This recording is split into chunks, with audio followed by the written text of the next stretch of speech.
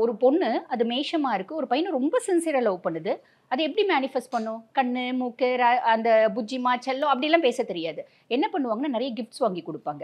நெறைய கிஃப்ட்ஸ் வாங்கி குடுப்பாங்க. அந்த பையன கூட்டிட்டு போறது, நெறைய ஷர்ட் வாங்குறது, தேடி தேடி ஷர்ட் வாங்கி குடுக்குறது. அந்த மாரி கிஃப்ட்ஸ் வாங்கி குடுத்து அவங்கள இம்ப்ரெஸ் பண்ணுவாங்க. மேஷம் வந்து பாருங்க, பெரும்பாலும் லவ் பண்றவங்கள கல்யாணம் பண்ணிக்கிறாங்க. அவங்க வந்து அ இப்ப ஒரு விஷால் சார் படம் பார்த்தோம் இல்லைங்களா? அது என்ன படம்னு எனக்கு தெரியல. 3 பொண்ண லவ் பண்றது, எது பெஸ்ட்டுன்னு பார்த்து கல்யாணம் பண்ணிக்கிறது அப்படியெல்லாம் பண்ண மாட்டாங்க. நான் ஒரு பையன லவ் பண்றேன், ரொம்ப சின்சியரா லவ் பண்றேன். அவன் என்ன வந்து தூக்கி எறிஞ்சுட்டு போயிட்டான் அப்படின்னா, அவனுக்காக நான் உட்கார்ந்து அழமாட்டேன். இல்ல இது ஆண்களுக்கும் பொருந்துமா? ஆண்களுக்கும் இன்னும் கொஞ்சம் மாறும். பட் இந்த கேர்ள்ஸ் வந்து பாருங்க, கேர்ள்ஸ்க்கே அந்த மாரி ஒரு டெண்டன்சி உண்டு. யூசுவலா கேர்ள்ஸ் வந்து ரொம்ப சாஃப்ட் மைண்டட் இல்லைங்களா? கம்பேரிட்டிவ்லி பையனுங்கள வச்சு பார்க்கும்போது, பொண்ணுங்களுக்கு இயற்கையாவே அந்த பொறுமை, அந்த சாஃப்ட் மைண்டட்னஸ்ஸு, கன்சர்ன் இதெல்லாம் இருக்கும் இல்லைங்களா? ஆனா அப்படிப்பட்ட பொண்ணுங்களே என்ன ஒருத்தன் ஏமாத்திட்டு போயிட்டான், என்ன வந்து ஒரு நெக்லெக்ட் பண்ணிட்டான், என்ன டிகிரேட் பண்ணிட்டு போயிட்டான், என்ன அசிங்கப்படுத்திட்டான் அப்படிங்கும்போது அந்த பையனுக்காக அழாது.